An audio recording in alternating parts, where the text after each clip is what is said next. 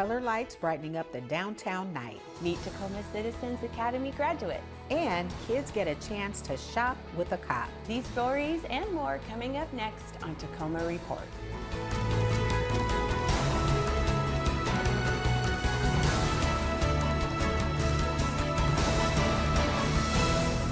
Hi, I'm Laura Proctor. And I'm Angie Foster. The city solid waste utility was recently awarded more than $2.5 million in grants by the Environmental Protection Agency and the Washington State Department of Ecology. These grants recognize the city's ongoing commitment to environmental sustainability and responsible waste management. Support from these grants will go towards the expansion of the Community Ambassador Program, as well as equitable education and outreach to Tacoma's diverse community. It will also go towards obtaining a zero pollution solid waste truck. More information on environmental services is available at cityoftacoma.org/ES. An open data portal is now available to help make it easier to access publicly available city data. Stacey Ellifrit has more on this free platform and how it can be used. Tacoma Open Data launched in the summer of 2023 and features a wide variety of information, including city council districts, equity index, permits, and more. Tacoma Open Data is the city's new platform that allows users to view data that's publicly available and free to the public and download in a variety of formats, and search for different types of data and all the things that the city has in an effort to be more transparent and promote innovation and data-driven decision-making. The platform currently provides access to 78 data sets, with additional data sets expected to be added as they become available. A data set can be data, rows and columns of information. This can be something you can open in Excel. It's just a table of information, or it can be something like a spatial data set, which has a latitude and longitude associated with it. So things like where are fire stations or where are library locations. That's what we call spatial data. Those who visit the platform at data.cityoftacoma.org can view a list of popular and most recent content, Tacoma by the numbers, and other data categories. I can search for something more specific like fire stations, and this brings me right to the map that will show all the different fire stations and departments across the city. If I need the address of that, I can click on it and it will give me information about that address. This information can be operated like any web map, where users can zoom in on specific areas. It can also filter information, and users can view full details. If I wanted to download this information, I can come over here to this download button. And from here, I can download it in a variety of formats. I can download it as a CSV or some sort of table that you can bring into Excel. I can download it as a KML, which is something you can bring into Google Maps or Google Earth. Or if you are someone who makes maps, you can download a shapefile, a GeoJSON, or file geodatabase to get these spatial information into a different format. Tacoma Open Data is also a great place to search for different applications. So if I was interested in seeing more about a topic, I could search for something. In this case, I'm looking for the Vision Zero dashboard that our Public Works Department is working on. And because it's available in open data, it's going to take me to this dashboard right here, where I can play around with the data, interact with the data in a little bit more of an interactive way. So by zooming in on the map, it updates the dashboard. With all this information available, it can be hard to know where to begin. Luckily, there is an area on how to get started. On this page, you can kind of do a couple of things. You can suggest a new data set, or if you are looking for information on how to search or what to do with the different trending topics, you can view this information. It has information on the different categories and data profiles. And if you're exploring the data, it'll show you how you can access different data sets, documents, or applications. There's also information on how to filter specific data sets, how to download them, and how to connect that data to an application. All of these options help to improve the access to the city's data. Tacoma Open Data is available in multiple different languages. We try and be as accessible as possible and make the data something that people can use in a variety of ways. For Tacoma Report, I'm Stacey Ellifrit. To get started today, visit cityoftacoma.org/Tacoma Open Data to learn more and to launch the platform. Weather can create all kinds of challenges, including power outages. To stay in the know, set up alerts and notifications with Tacoma Public Utilities for power outages affecting you. If you're registered with My Account, you can log in and enroll to receive power outage notifications via email or text message. If you're not registered for My Account, it's easy to enroll and has many other benefits like online payment and billing, auto pay, paperless billing, and more. You will need your TPU account number, name, or business name associated with the account to enroll. You can always view the outage map on our website even if you're not enrolled in My Account. The map shows all current outages and tracks cause, crew status, and restoration estimates. Another update tracker is to follow TPU's social media accounts. This winter, be in the know by enrolling in power outage alerts. Log in at mytpu.org/myaccount or visit the outage map to self-serve real-time information. The Dr. Martin Luther King Jr. Day celebration will take place on Monday, January 15th, 2024. The annual event includes community service awards, recognizing excellence with the Lifetime Service Award and the Emerging Leader Award. The festivities also include a celebratory program and a community outreach fair. This year's theme is a community blueprint, building block by block, and the program will be presented at 11 a.m. at the Greater Tacoma Convention Center. For more information about the event, visit the Tacoma Venues and Events website. This December, dozens of Tacoma residents graduated from the Tacoma Police Department's Citizens Academy. This 13-week course is part of the department's community-oriented policing philosophy. A Citizens Academy is absolutely awesome, not just for the community, but for the police department. It's our way to be vulnerable, to expose ourselves, and to educate the community on what we do, how we do it, and most importantly, why we do it. Academy students held 3-hour instruction sessions on department operations, investigations, administrative services, and an inside look into the chief's office.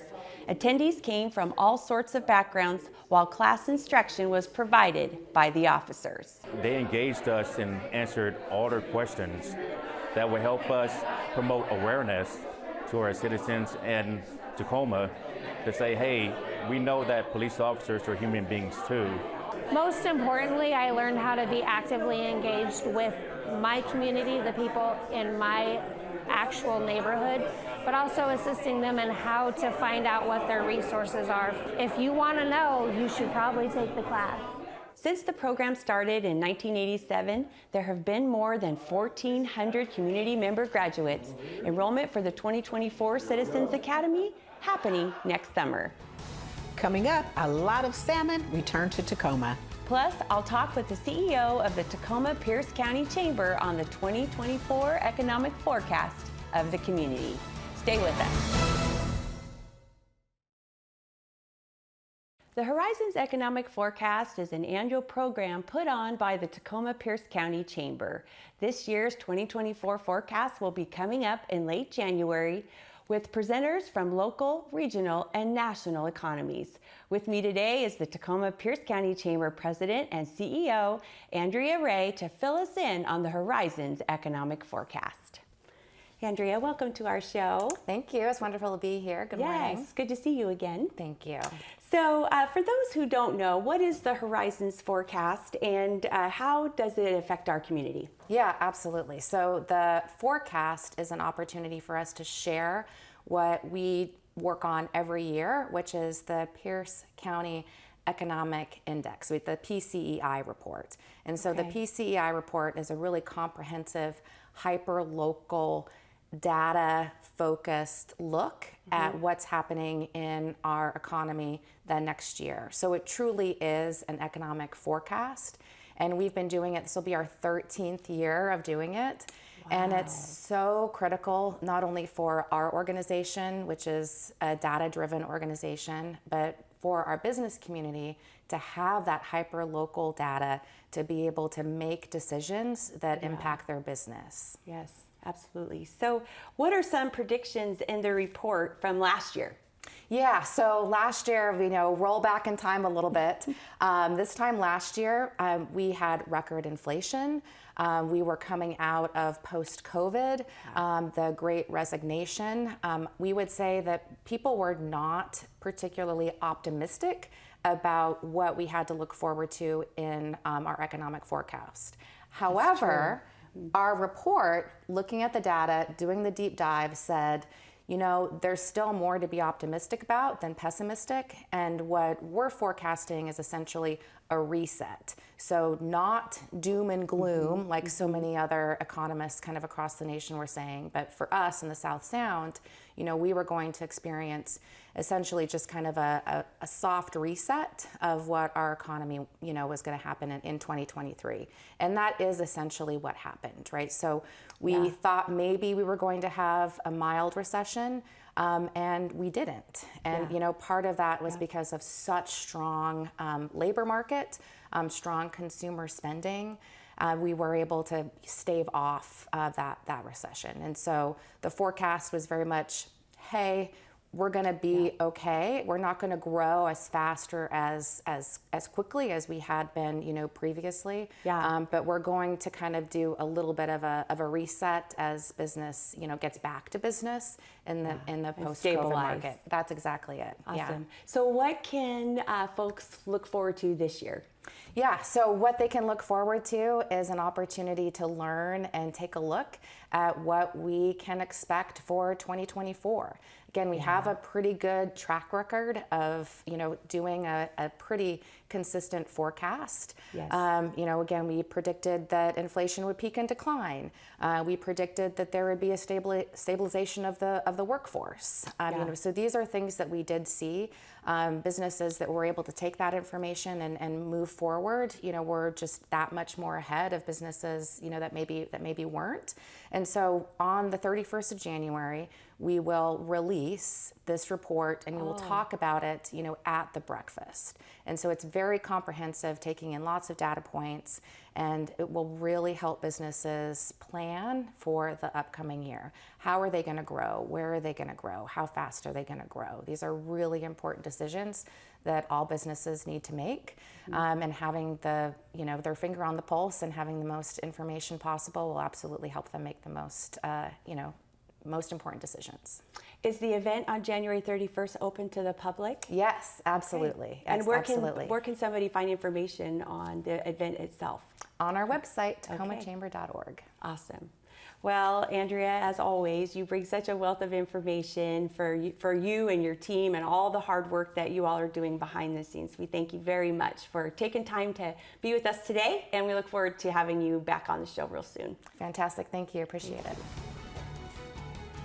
Up next, when we return, we're going to bring you a holiday parade of lights. You won't want to miss this.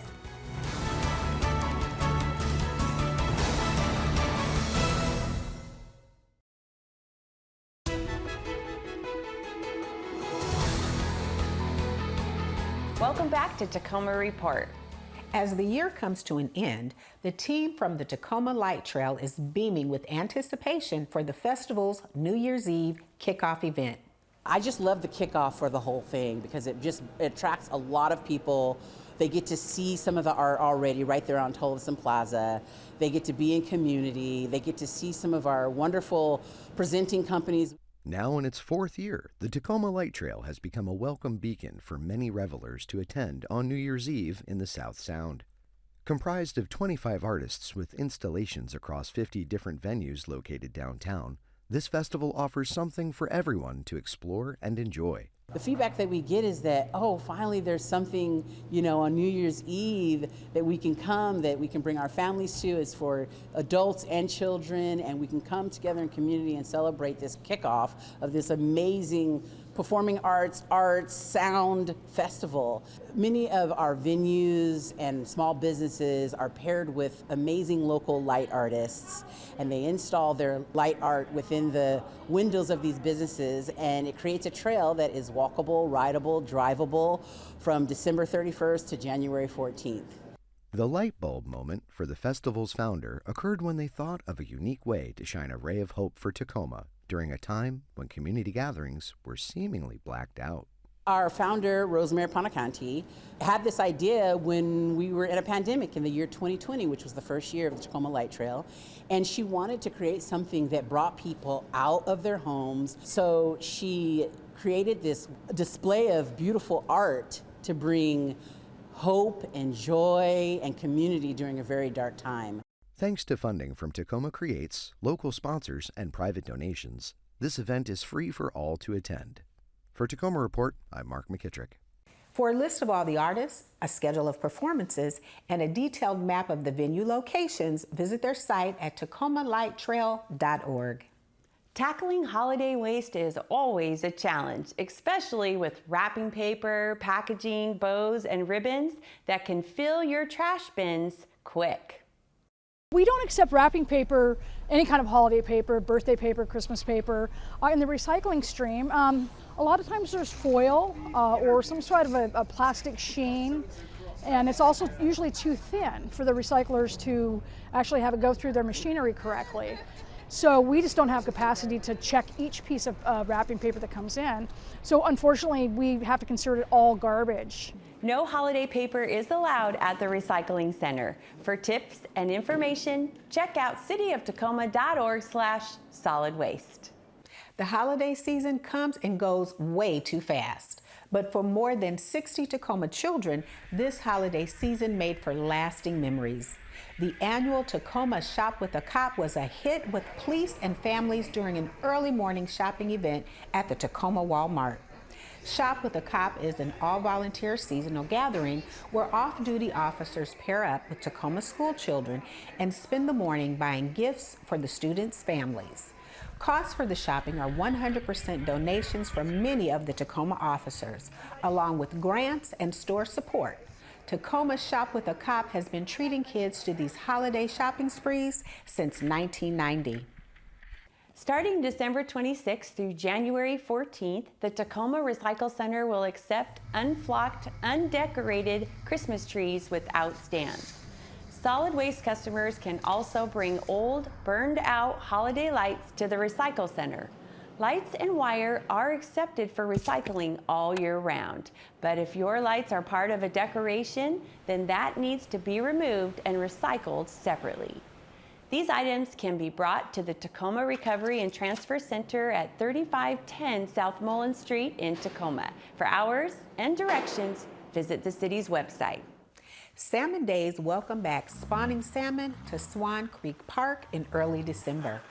Fans from around the region got together at the creek, learning about the salmon cycle of life. Each year, this small creek becomes a salmon spawning paradise for the fish and the community. Tours, displays, hands-on activities, hiking, and of course, the eyes-on chance of glimpsing spawning salmon were all part of the event, rain or shine. According to those in the tree and plant business, now is a great time to care for your landscaping. Winter tree and plant maintenance might not seem like a normal landscape activity, but may indeed be a benefit later in the year. Dave Gordon brings us more. Believe it or not, one of the best times for gardening is winter. Trees and plants are busy sleeping, and there's plenty of rain to keep roots moist. Well, the one nice thing about doing landscaping and planting trees this time of year is a lot of the trees are in their dormancy state. Garden pros like Gabe say when spring does come, new trees and plants wake up. They're not going to go through shock of the transplant.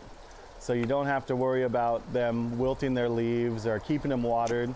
You got Mother Nature on your side. Winter is also a great time to prune those trees and shrubs. Winter is a great time to do trimming, especially on fruit trees. You don't want to cut off any blossoms or cut off any harvests you're going to get on the fruit trees. So you want to prune them in this January, February time frame when everything's completely dormant as well. Bare branches give homeowners a chance to check out their landscape and see just how much damage, if any, winter winds, snow, and ice may have caused. So whether that's hiring a professional arborist or coming to a local nursery like ours and asking for some advice, definitely good to know what you're doing before you just start hacking at the tree. The last thing you want to do is ruin a tree for the rest of its life. Spring's not that far away, and if you're looking for some landscaping tips or some money-saving ideas, you might want to check out the workshops over at the Enviro House or at the Pierce Conservation District. For Tacoma Report, I'm Dave Gordon. That wraps up this edition of Tacoma Report.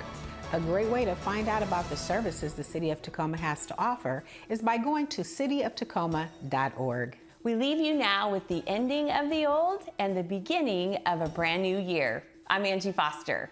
We bring you the sights of the City of Destiny. I'm Laura Proctor. Thanks for watching.